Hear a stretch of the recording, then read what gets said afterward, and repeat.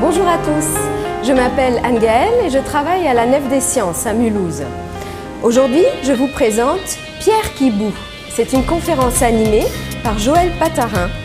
Joël Patarin est directeur de recherche au CNRS, Centre national de la recherche scientifique.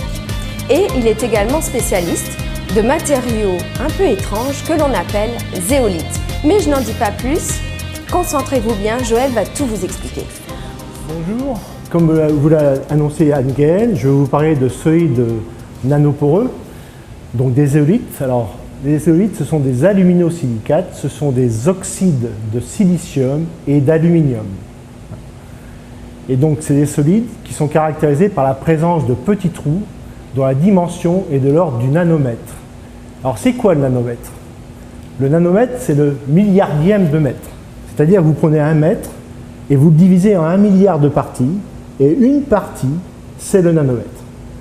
Une autre façon de voir la dimension nanométrique, vous êtes sur la Lune, et de la Lune, vous voyez une tête de fourmi qui, elle, est sur la Terre. Déjà, une tête de fourmi sur la Terre, c'est pas bien gros, vu de la Lune, c'est très petit. Alors pourquoi ces matériaux, ces zéolithes, sont-elles intéressantes? Pourquoi ces matériaux qui présentent des petits trous de l'ordre du nanomètre sont-ils intéressants? Parce que le nanomètre, c'est la taille des molécules. Une molécule d'eau, c'est 0,28 nanomètres. Une molécule de diazote, c'est 0,36 nanomètres. Donc on voit bien que ces solides vont pouvoir capter, piéger, tamiser, filtrer, séparer des molécules. D'ailleurs, les zéolithes, on les appelle aussi des tamis moléculaires, parce qu'on va pouvoir tamiser les molécules. Alors ces solides sont intéressants, et vous verrez tout à l'heure à l'aide d'un petit film qui va vous être projeté à la suite dans quelques minutes. Ce petit film va vous montrer pourquoi on les appelle zéolithes, comment on les obtient, où les trouve-t-on, et surtout quelles sont les grandes applications de ces matériaux. Et le petit film vous montrera à chaque fois l'application, et puis à l'aide d'images de synthèse, comment ça marche. Alors ces zéolithes, comme il y a de nombreuses applications, il a fallu en synthétiser, les préparer, les fabriquer. Donc ces matériaux zéolithiques, on les trouve dans la nature. On a à peu près 70 variétés différentes dans la nature, qui se différencient par la présence de canaux, de cages, de tubes avec des ouvertures différentes en taille de pore, etc. Et on a pu en élaborer à peu près 150 structures nouvelles. Donc on recense 220 variétés différentes de zéolithes et de matériaux zéolithiques. Donc c'est un peu comme les champignons, il a fallu leur donner un nom. Et donc vous allez nous entendre parler de zéolithes EMT. Donc chaque zéolithe, chaque structure a un label de 3 lettres capitales. Et EMT signifie par exemple ELF Mulhouse numéro 2. C'est un produit issu de cette équipe. Alors cette équipe, je n'en ai pas parlé beaucoup, mais c'est une équipe qui dépend d'un institut, l'Institut de sciences des matériaux de Mulhouse, qui comprend à peu près 300 chercheurs, avec des personnels permanents, des chercheurs, des anciens chercheurs, des techniciens, et puis des personnels non permanents, des doctorants, comme Gaëtan, qui va vous parler tout à l'heure de la synthèse de ces matériaux, qui prépare un doctorat. Ces solides qui ont plein d'applications, donc 220 structures recensées, et à l'actif de cette équipe, nous avons à peu près une dizaine de variétés créées dans ce laboratoire. Donc 10 variétés sur 150, cocorico pour les Mulhousiens. Nous allons passer maintenant à la partie synthèse pour vous montrer comment on les prépare. Gaëtan, on va donc faire une synthèse de zéolithes. Et donc vous pouvez voir que Gaëtan, qui fait un doctorat au sein du laboratoire, est un peu déguisé parce qu'on va utiliser des ingrédients qui sont des réactifs chimiques et donc il faut se protéger. Donc Gaëtan a mis une paire de lunettes, des gants de protection et une blouse. On a préparé le gâteau, tout est préparé, mais on va vous montrer les principales étapes. La synthèse de ces solides, c'est comme pour préparer un gâteau, il faut des ingrédients. Alors nous, on n'a pas de farine et on n'a pas d'œufs. Les ingrédients sont une source de silice, une source d'alumine, une base, la soude généralement, de l'eau, et puis un ingrédient très important qu'on appelle un gabarit. Et ce gabarit, il peut être d'origine organique ou inorganique. Et c'est autour de ce gabarit que va venir se construire l'édifice minéral. Ça, ce sera très bien monté dans le petit film qui va suivre juste après. Donc Gaëtan a bien sûr préparé les choses hier. Donc il a pesé ces différents réactifs sur une balance de précision, puisque pour chaque zéolite, il faut une composition bien particulière entre les différents réactifs. Et maintenant, il va faire le mélange de ces différents réactifs pour obtenir notre matériau. Donc il commence par mettre de l'eau sur un agitateur magnétique, puisqu'il va falloir agiter le milieu réactionnel. Maintenant, il va mélanger le deuxième réactif, qui est le gabarit organique, l'éther couronne, le flacon numéro 2. Donc il a pesé une quantité bien précise de cet éther couronne, et il va maintenant procéder au mélange. Donc il prend une spatule.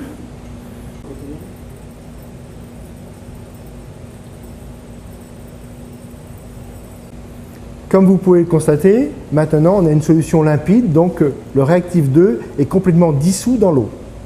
Donc Gaëtan va procéder à l'addition du troisième réactif, qui est une base, la soude, NaOH.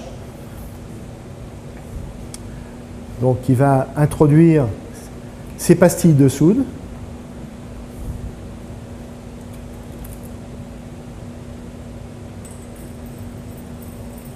On va attendre que les pastilles de soude soient complètement dissoutes et ensuite Gaëtan va introduire la source d'aluminium, donc qui est un aluminate de sodium dans notre jargon. Donc ça se présente sous une forme de poudre.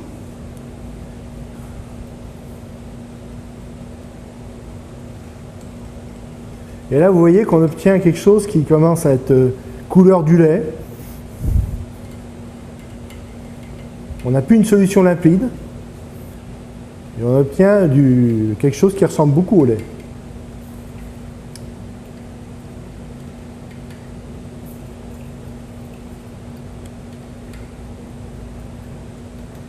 Et maintenant, il va introduire le dernier réactif qui est la source de silice.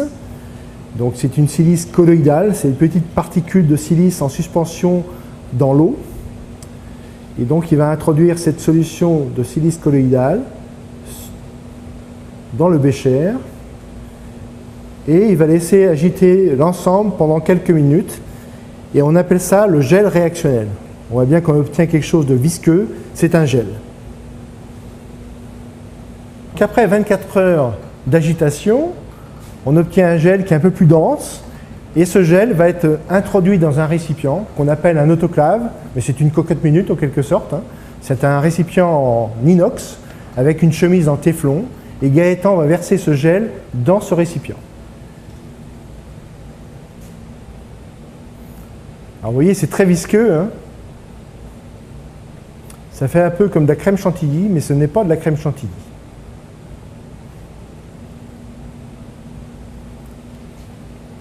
Donc il faut tout récupérer, parce qu'on a mis des quantités bien précises, et donc on doit récupérer la totalité du gel pour le mettre à chauffer. Bien sûr, ne pas mettre le barreau aimanté dans le récipient.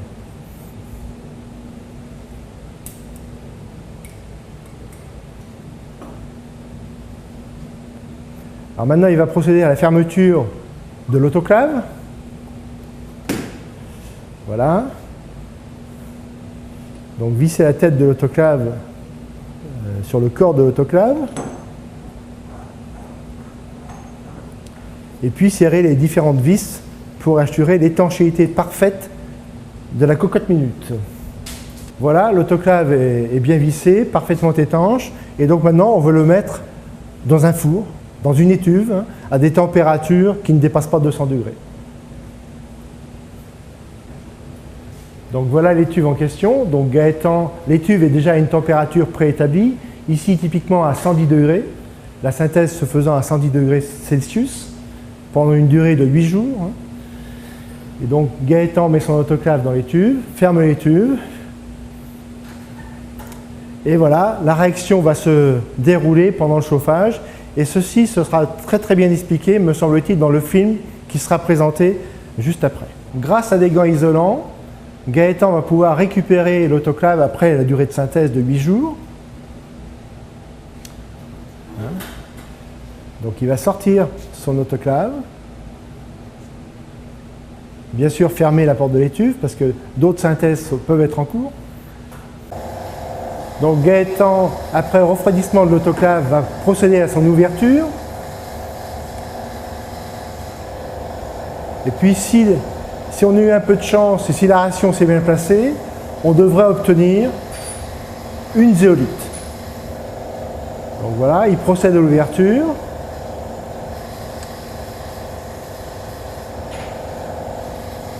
Et il va verser le contenu de l'autoclave sur un filtre.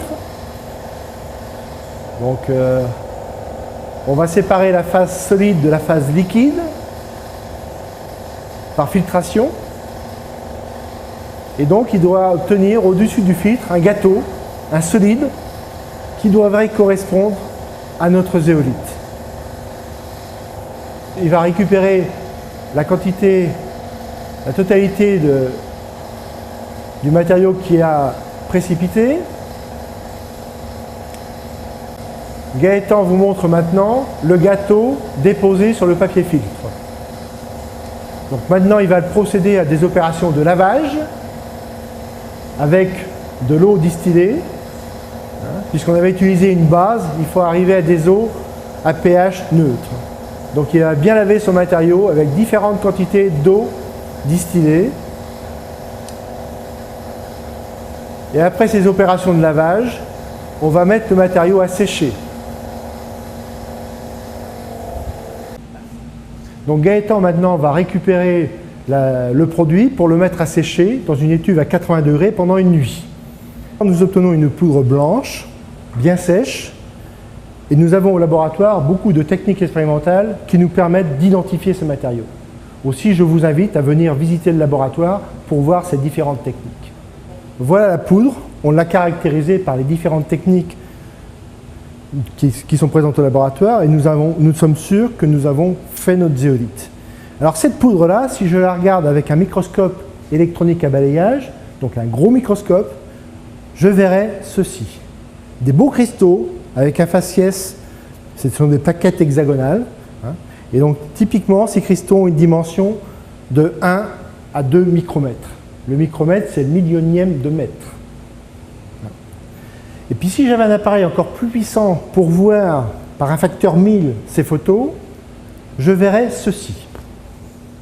Voici la structure de squelette minéral et on voit que l'agencement des atomes de silicium, oxygène et aluminium conduit à un édifice poreux avec des canaux, je mets ma main dans le canal, et la dimension du canal, l'ouverture des pores de ce canal, fait 0,74 nanomètres. Donc on va pouvoir piéger des molécules au sein de ces canaux. Le matériau issu de synthèse n'est pas poreux. Pourquoi ?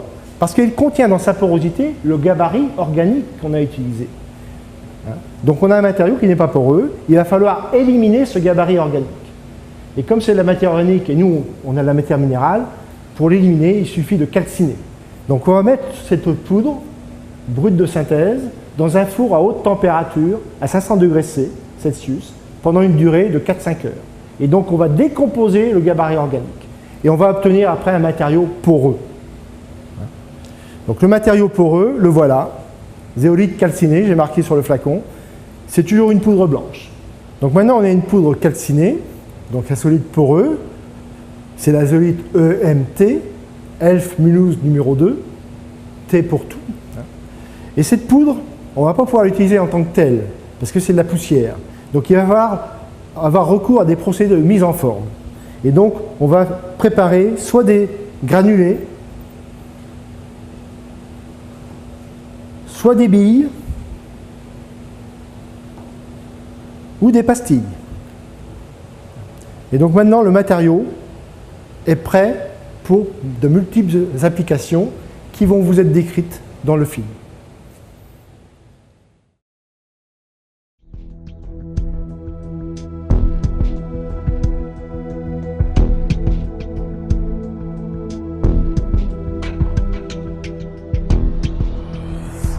« 1756, le minéralogiste suédois Axel Fredrik Cronstedt découvre la stélérite. «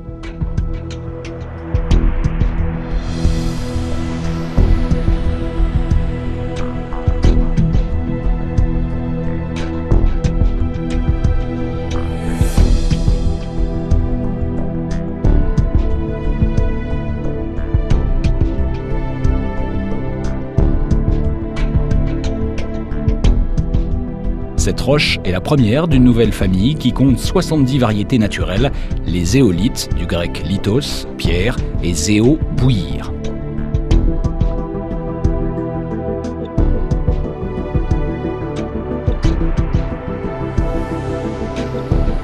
Car quand on la chauffe, cette pierre se met à bouillir.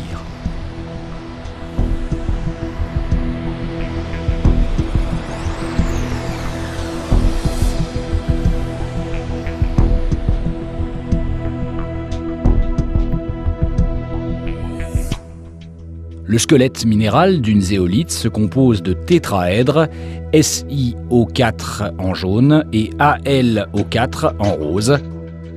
Une liaison SiAl mesure 3 angstroms. Un tel assemblage délimite des cages et des cavités de dimension moléculaire. Cet édifice minéral est chargé négativement. Comme la nature n'aime pas les déséquilibres, elle installe des cations, des espèces chargées positivement, généralement des cations sodium, dans ses pores. Ces cations sont entourés de leurs molécules d'eau. Ainsi, quand on chauffe la zéolite, ces molécules d'eau se mettent à bouillir.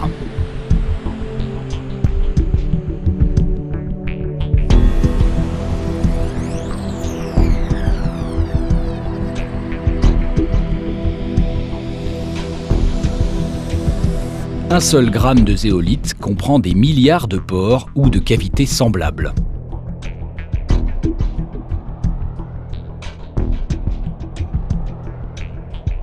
Mis bout à bout, la surface que développent les pores ou cavités de ces matériaux peut atteindre 900 m² pour un seul gramme, soit plus qu'un terrain de handball.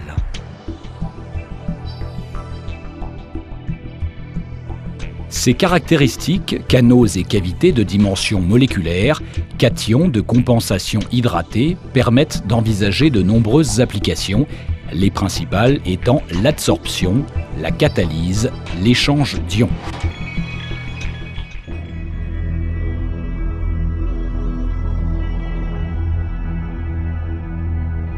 Du 27 avril au 2 mai 1986, 1800 missions héliportées ont largué 5000 tonnes de matériaux divers sur le réacteur numéro 4 de la centrale nucléaire de Tchernobyl.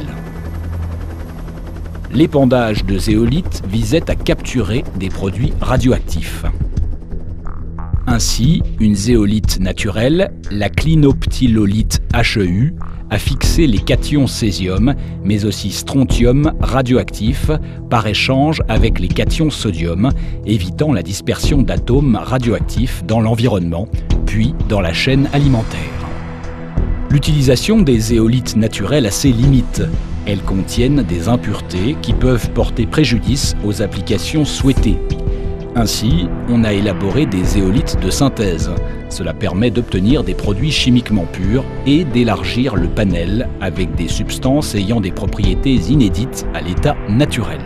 Désormais, on recense environ 70 structures naturelles et 120 synthétiques. Pour les identifier, on utilise une nomenclature de 3 lettres capitales, ici des cristaux EMT.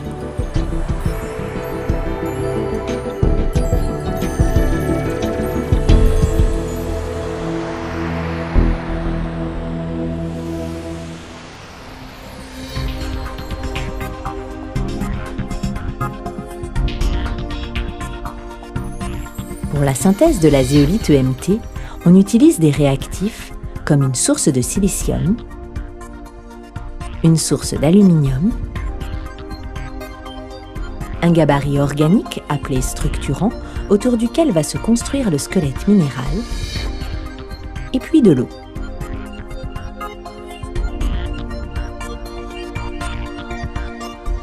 Après homogénéisation, le mélange est placé dans un petit conteneur, un autoclave en acier inoxydable.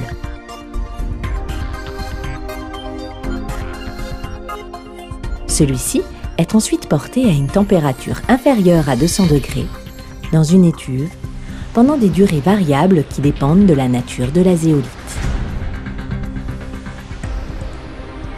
Voilà ce qui se passe pendant la période de chauffage et comment se transforment les réactifs en zéolite.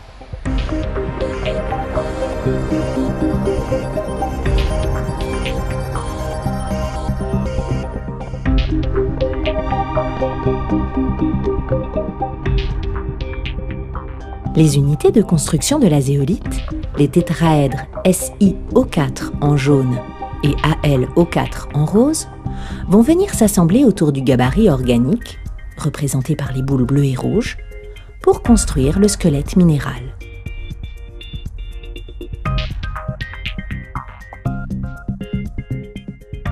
Les objets sont ici de taille nanométrique. Typiquement, une liaison rose et jaune fait 0,3 nanomètres, soit 0,3 millionième de millimètre. On aperçoit ici une vue de l'assemblage autour du gabarit organique.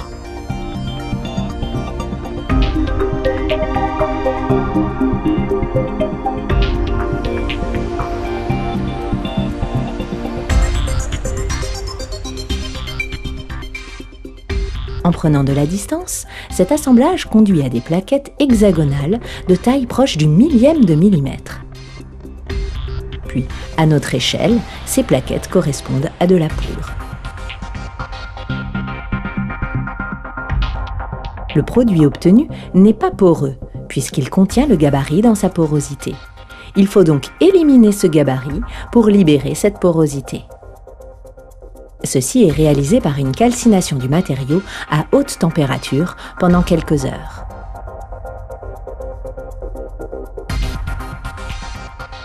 On obtient alors le squelette de la zéolite EMT qui présente des tunnels avec des ouvertures de 0,74 nanomètres de diamètre. Cette taille est de l'ordre de la taille des molécules. Le produit, après une mise en forme, est prêt pour de nombreuses applications.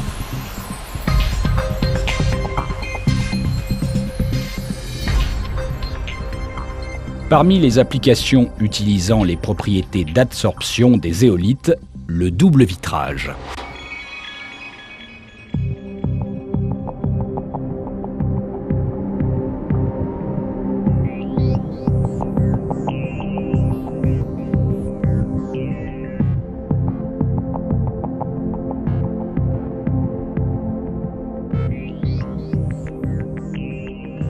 Du fait des différences de température, la vapeur d'eau, éventuellement présente entre les deux parois vitrées, se condensera en buée.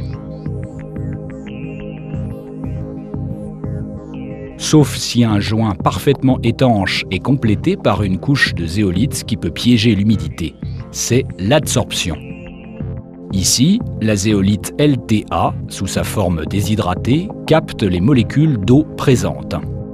On sait aussi synthétiser des matériaux qui n'aiment pas l'eau et adsorbent d'autres substances, notamment des composés organiques volatiles, les COV, comme les produits soufrés, le formol, le benzène. Parmi les applications utilisant les propriétés d'échange d'ions, les lessives sans phosphate.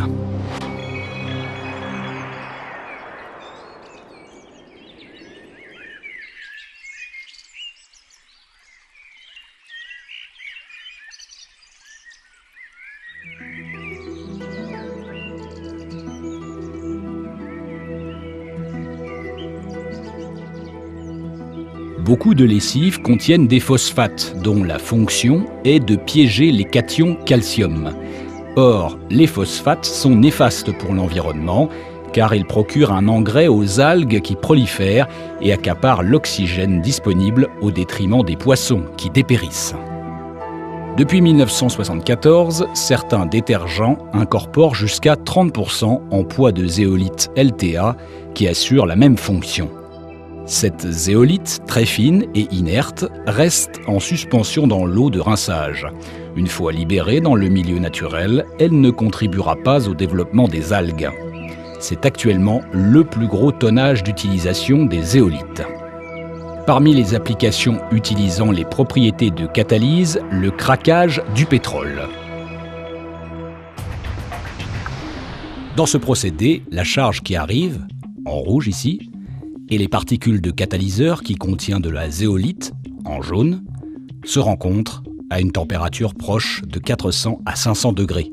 Les molécules hydrocarbonées vont être craquées et coupées en petites molécules d'essence, en bleu.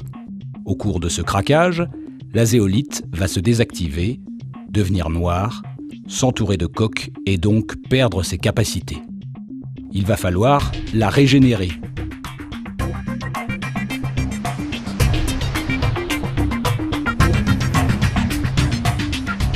Les particules de catalyseur que vous voyez ici sous forme de billes et qui contiennent 20% de zéolite et 80% de liant sont envoyées dans un four à haute température à 800 degrés de façon à éliminer le coke et régénérer la zéolite. Par ce moyen, on augmente considérablement la production d'essence.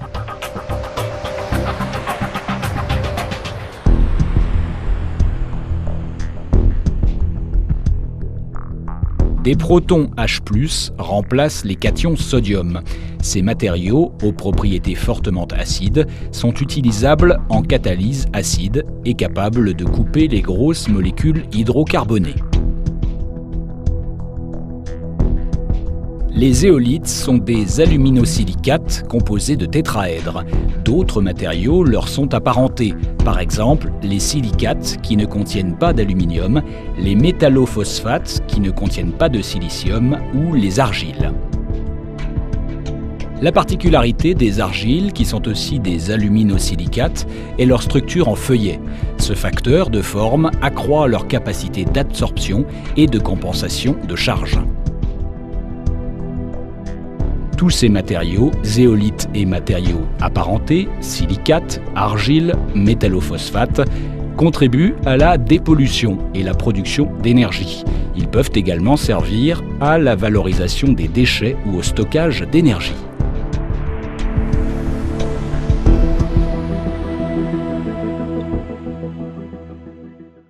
J'espère que ce petit film vous a permis de bien comprendre l'intérêt de ces matériaux, les applications qui sont nombreuses.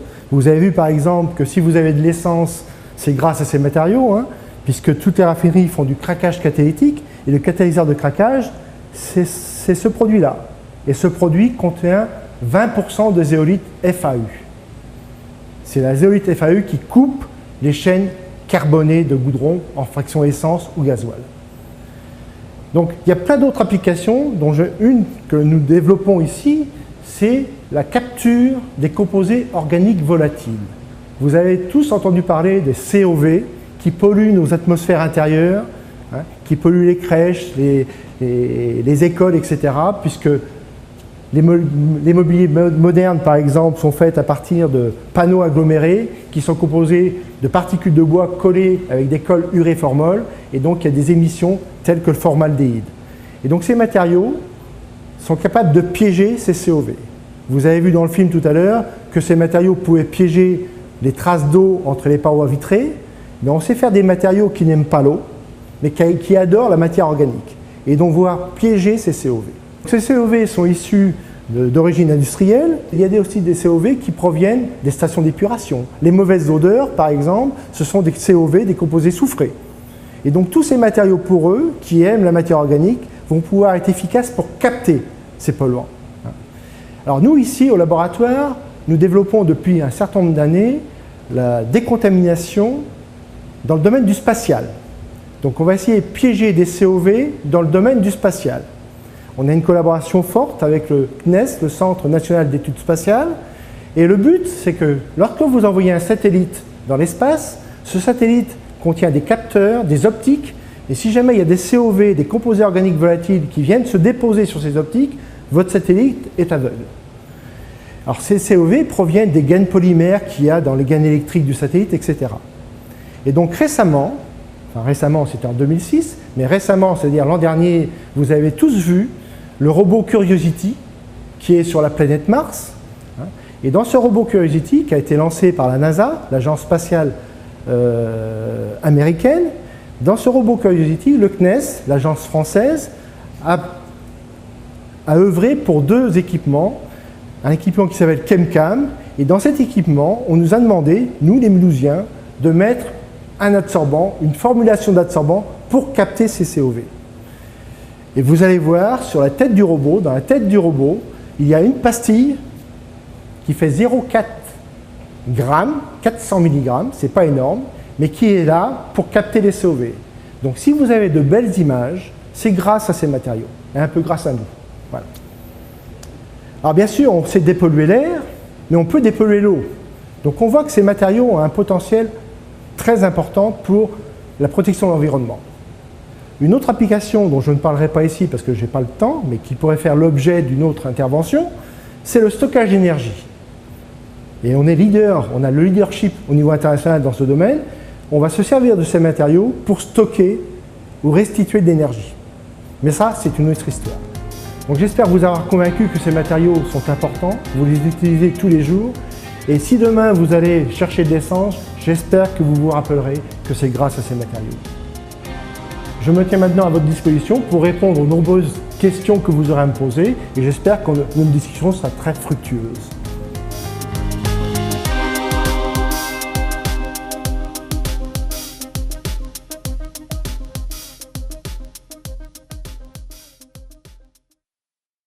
Quel est le principe du craquage de la formation d'essence à partir de la régénération du catalyseur, quoi. Pourquoi il faut régénérer la zéolite?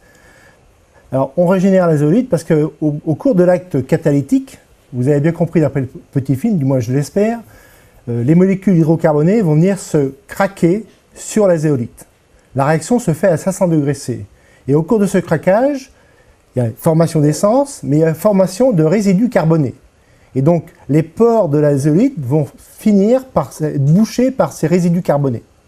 Et donc, la régénération consiste à calciner à haute température le catalyseur zéolitique pour restituer sa porosité.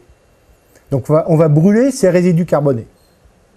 Et donc, la zéolite revient à son état fondamental actif, quoi, hein, puisque ces zéolites sont stables thermiquement jusqu'à entre 800 et 1000 degrés pour certaines.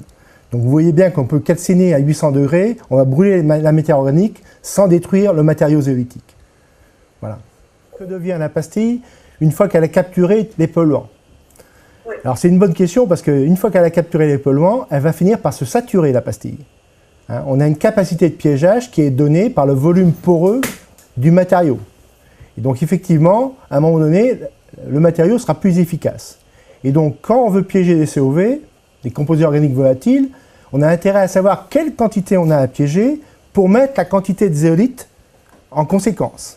Dans la tête du robot Curiosity, on a, les gens de la NASA et les gens du CNES ont estimé la quantité de COV, de composés organiques qui pouvaient se dégager, et nous, on a optimisé la quantité de matériaux zéolitiques pour que le robot Curiosity puisse avoir une durée de vie suffisante. Et donc, on a mis 400 mg, 0,4 g, pour piéger l'essentiel des COV qui pourraient se dégager durant la vie du robot. Bien sûr, il faut estimer cette quantité, autrement votre matériau va saturer. Si je prends l'exemple des doubles vitrages que vous avez vus dans le film, au bout d'un certain temps, certains doubles vitrages, vous voyez, il y a de la buée qui apparaît entre les deux parois vitrées.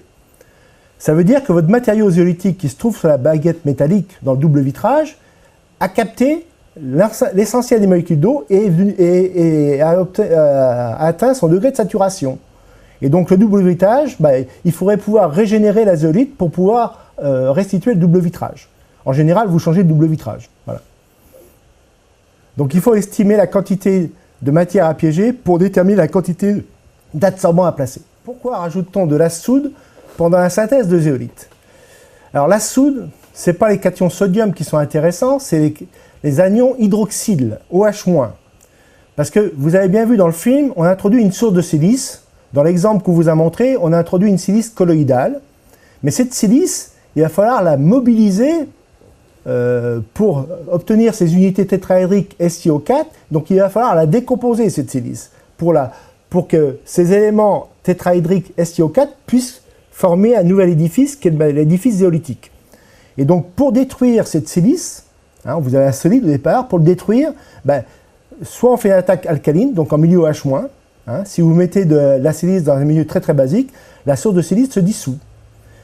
Autre élément qu'on pourrait mettre, c'est des anions fluorures. Nous, on fait au laboratoire beaucoup de synthèse en milieu fluoré, et le fluor, les anions fluorures ont le même rôle. Quand vous mettez une source de silice, du sable, dans de l'acide fluorhydrique, bah, il n'y a plus de sable. Le sable est dissous. Donc ça permet, les anions OH- ou les anions F- permettent de mobiliser la source de silice pour que donner des réactifs qui soient opérationnels pour construire le réseau zéolitique. Sans soude, on ne pourrait pas faire de zéolite. Si on ne mettait pas en milieu basique, la silice qu'on a introduite dans le milieu réactionnel donnerait de la silice. La question est la suivante. On capte des ions, donc on va remplacer les ions, moi j'appelle ça les gentils cations sodium, par des méchants cations radioactifs par exemple. Et donc pour pouvoir remplacer, pour qu'il y ait un échange cationique, il faut que la taille du cation qu'on va piéger soit compatible avec la dimension des pores de la zéolite. Hein. Effectivement, si vous avez un cation très volumineux, on ne pourra pas le piéger. Par exemple, si je prends des molécules organiques, parce que si les zéolites ont du mal à absorber le trisopropylbenzène, c'est une grosse molécule. Hein. Pour piéger, il faut qu'on puisse avoir accès à la porosité du matériau. Et ça, c'est valable pour l'échange cationique et c'est valable aussi pour la capture de COV. Si vous avez des très très gros COV, la zéolite sera inefficace. Mais en général, si c'est des composés organiques volatiles, puisqu'ils sont volatiles, c'est généralement des composés légers, des petites molécules. Mais effectivement, le diamètre accessible à la zéolite est important parce que c'est lui qui va conditionner est-ce qu'on va pouvoir faire de l'échange cationique ou est-ce qu'on va pouvoir absorber les molécules. Est-ce qu'on peut capter des anions?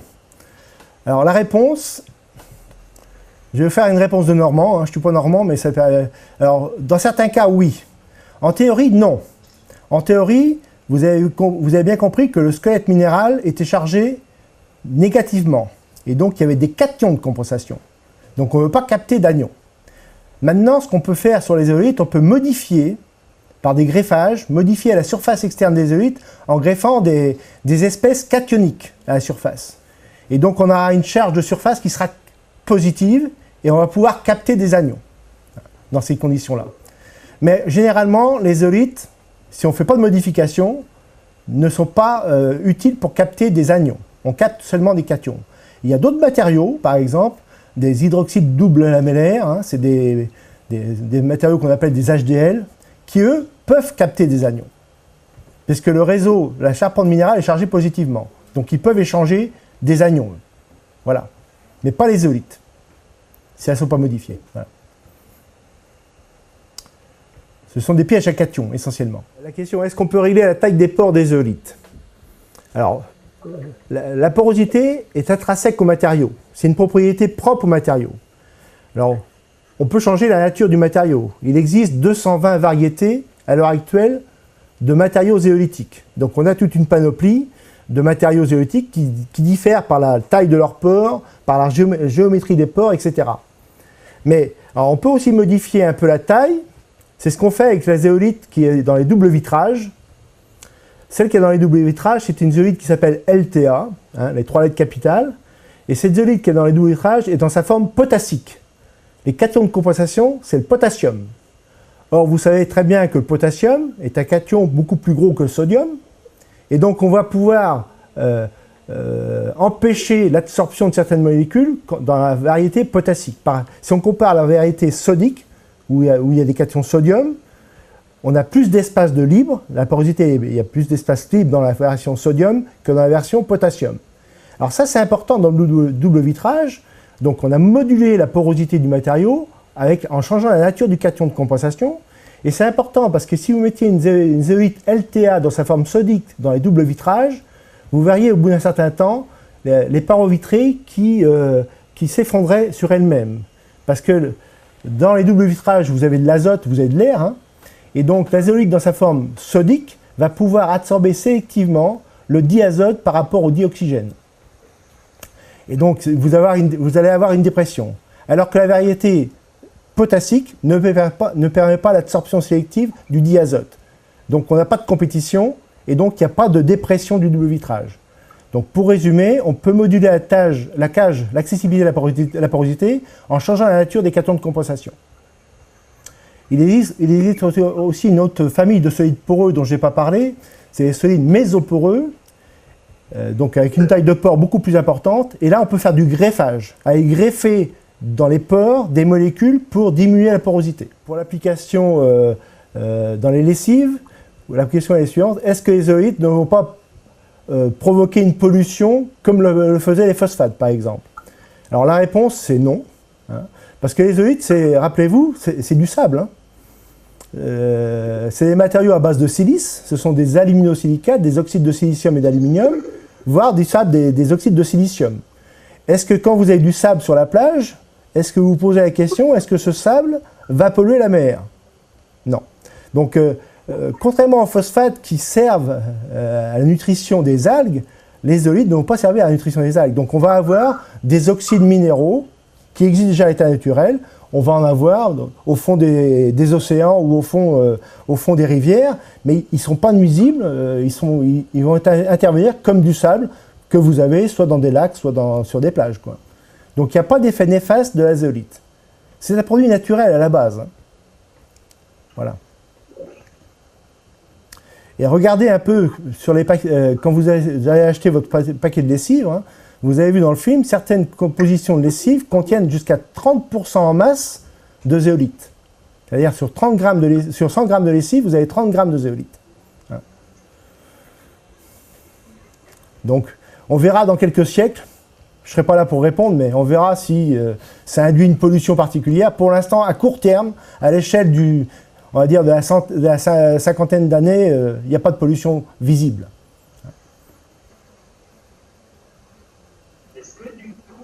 Par exemple, vous avez parlé de filtration d'eau. Est-ce que c'est ce qui est utilisé dans les types de filtration qui existent? Vous savez, les Brita, par nommer une marque. C'est ce système de zéolite aussi qui est dedans ou pas? Alors, il n'y a pas que les zéolithes qui sont utilisés, mais les zéolithes sont également utilisés pour piéger. Alors, moi, je reprends toujours l'exemple.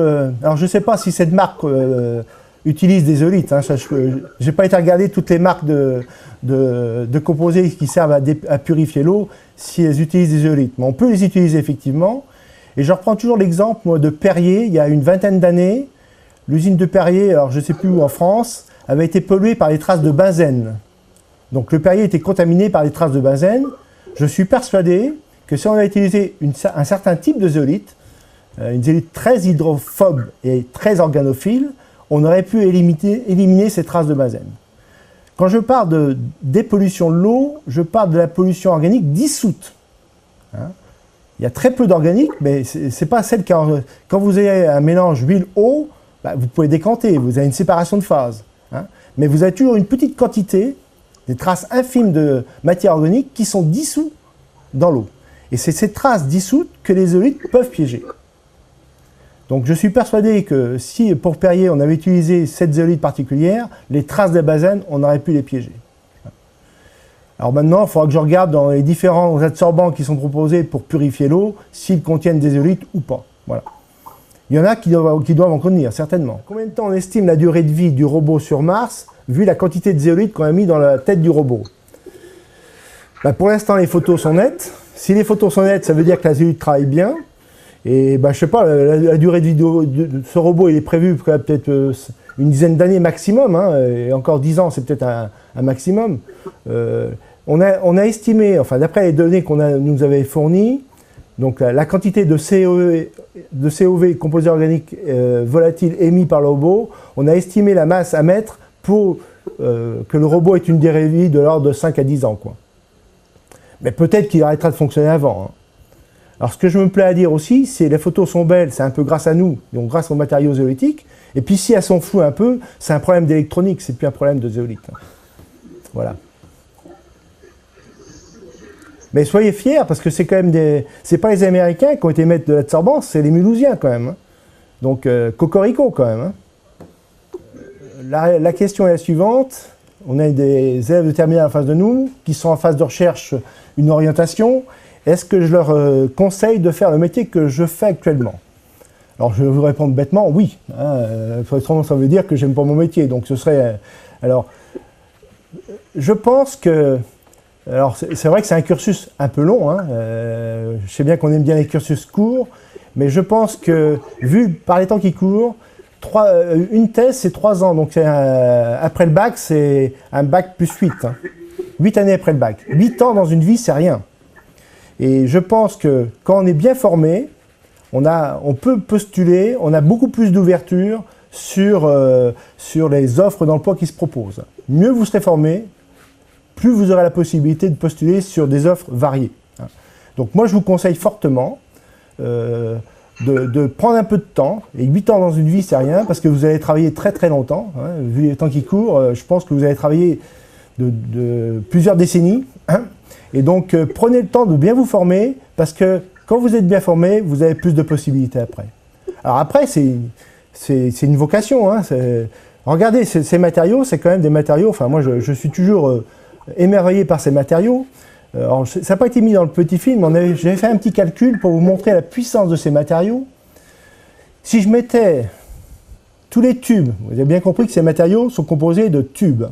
Des tubes dont la taille, le diamètre des tubes est nanométrique, le nanomètre, tout petit. Pour certains matériaux, si je mettais tous les tubes les uns au bout des autres, vous savez quelle distance j'obtiendrais? Alors, on parle de distance Terre-Lune, hein, au minimum. Alors pour certains matériaux, un matériau que je connais bien, si je mets tous les tubes les uns au bout des autres, la distance obtenue pour 1 gramme de matériau, j'aurai une distance de 2500 fois le trajet Terre-Lune. Ça vous montre le potentiel de ces matériaux, hein, la puissance de ces matériaux. Donc c'est des capillaires nanométriques. Hein. Donc quand on voit les applications de ces matériaux, quand on voit les problèmes d'environnement, c'est des matériaux, on est toujours émerveillé par ce qu'ils sont capables de faire, quoi. Mais pour y arriver, il faut bosser, quoi. On n'a rien sans rien, donc, mais ça vaut le coup de bosser, vous êtes jeune, hein, il faut avoir la niaque, hein, il faut avoir du mordant un petit peu, et donc passer du temps à bosser pendant 8 ans, c'est rien dans une vie. Et après, vous serez tranquille, à mon avis. Donc je vous conseille de mettre le paquet maintenant quand vous êtes jeune, parce que c'est pas à 60 ans qu'on met le paquet. Hein. Voilà, donc c'est... Maintenant, il faut le sentir, hein, mais n'ayez pas peur de faire des études longues. Je sais bien qu'actuellement, on voit les cycles courts, on préfère faire un bac+2 parce que c'est vite fait. Je pense que vous êtes perdant, parce que quand vous avez un bac+2, si vous voulez passer au cran ingénieur, ben, il va falloir refaire des cours du soir. Donc il vaut mieux faire le cursus maintenant que d'avoir à retourner sur les bancs de l'école. On a des ministres qui y vont actuellement, mais... Ils auraient mieux fait de bien travailler à l'école avant, ils n'auraient pas besoin d'aller se former pour monter une entreprise, par exemple. Donc, bossez quand vous êtes jeune. Voilà. On n'a rien sans rien. Si vous ne bossez pas, bah, vous n'aurez rien. Donc, il faut bosser. Travaillez, mais vous travaillez pendant que vous êtes jeune. Et choisissez un métier qui vous plaise, parce que vous allez faire longtemps. Donc, arrêtez de croire un peu au Père Noël, il faut prendre vraiment des décisions. Vous avez quel âge? 17, 18 ans. Donc, vous avez l'âge de raison pour me dire, bah là, qu'est-ce qui me plaît comme métier? Si vous avez vraiment des envies de faire ce métier-là, faites-le. Hein. Si c'est un métier manuel, faites le travail manuel si c'est ça qui vous plaît, parce que vous allez le faire longtemps. Hein. Mais n'ayez pas peur de faire de longues études si vous êtes capable de faire de longues études. Et puis, il faut dédramatiser. Hein. Je veux dire... on est chercheurs, mais on est tous fait pareil, on a une tête, 2 jambes, 2 bras, etc. Hein. Donc on n'est pas plus intelligent que les autres. Hein. Donc c'est en bossant qu'on y arrive. Hein. Donc n'ayez pas peur, tout le monde peut y arriver. Que ce soit les garçons ou les filles. Hein. Oui, oui, tout pareil. Oui. Moi je ne fais pas de ségrégation. Non, non.